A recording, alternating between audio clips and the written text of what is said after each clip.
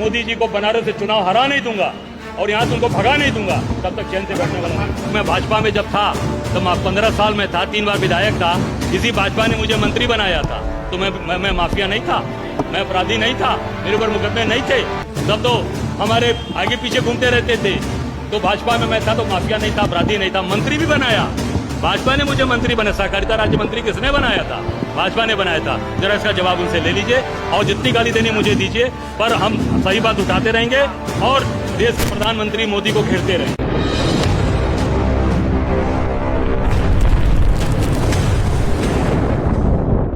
भाई मेरे ऊपर कुछ भी लगा दें, मुझे कोई भी गाली दे दें, पर जो मैंने बात उठाई है, आज जो दलित बच्ची, महोबा की दलित बच्ची को न्याय मिलना चाहिए।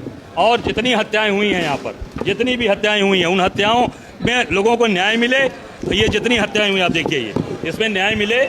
हम ये बात उठा रहे हैं। मुझे जितनी भी गाली देनी हो गाली दे, तो मुझे कोई फर्क नहीं पड़ता।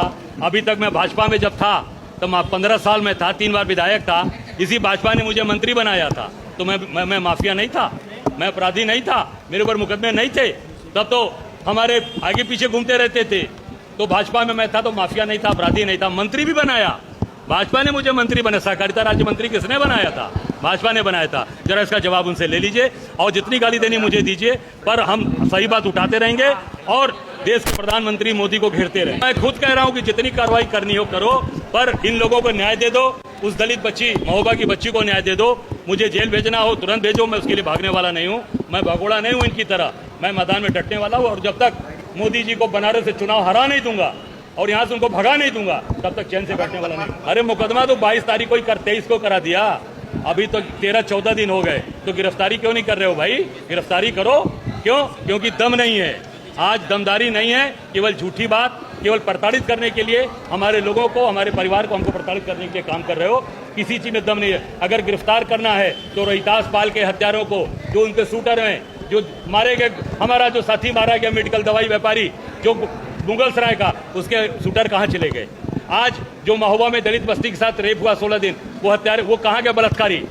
आज जो पूरे प्रदेश के अंदर हत्याएं हो रही हैं, जो बलात्कार हो रहे हैं, वो उनके खिलाफ कार्रवाई करिए। और जितने भाजपा के विधायक जो अपराधी हैं, जो सत्ता पक्ष में, सरकार में पूरे सुरक्षा लेके घूम रहे हैं, उनके खिलाफ कब कार्रवाई होगी हमारी? भाई सजा किसने कराई, जरा पता लगा लो। सजा हम किसने कराई है? सजा जरा ने कराई है। किशनानंद राय के मुकदमे में कैसे छूट गए, ये भी जरा पूछ लीजिए उनसे कि कैसे छूट गए। और ये जरा पूछ लीजिए जो बड़े बड़े भाजपा के नेता, उसका जवाब दे दो। पूरी तरीके से मोदी जी और भारतीय जनता पार्टी, कांग्रेस, राहुल गांधी और अजय राय से डरी हुई है। वो यही देखिए, तो उनको जितने भी अपराधी हैं, माफिया, उनको संरक्षण किसका मिल रहा है? भाजपा का मिल रहा है। पूरे प्रदेश के अंदर ये लोगों का फर्जी इनकाउंटर करा रहे हैं, मंदिर तोड़वा रहे हैं, मस्जिद तोड़वा रहे हैं, गुरुद्वारे तोड़वा रहे हैं। बहुत ही दुखद है। देश की राजधानी में कोई सुरक्षा का मानक नहीं रखा गया है और मैं समझता हूं कि ये पूरी तरीके से सरकार की अकर्मण्यता और सरकार फेल। राष्ट्रीय नेतृत्व तय करेगा। हम लोग अपनी तैयारी पूरी ताकत के साथ 403 विधानसभा में संगठन सृजन के माध्यम से कर रहे हैं। ये निर्णय राष्ट्रीय नेतृत्व करेगा। मैं तो कह रहा हूं कि पूरे सरकार भ्रष्टाचार में लिप्त है। केवल दिखावटी फायर ब्रिगेड का सर्टिफिकेट पैसा लेके देते हैं। सारा सर्टिफिकेट पैसा खाकर ये सरकार देती है और पैसे के बल पूरा भ्रष्टाचार चरम पर है सरकार।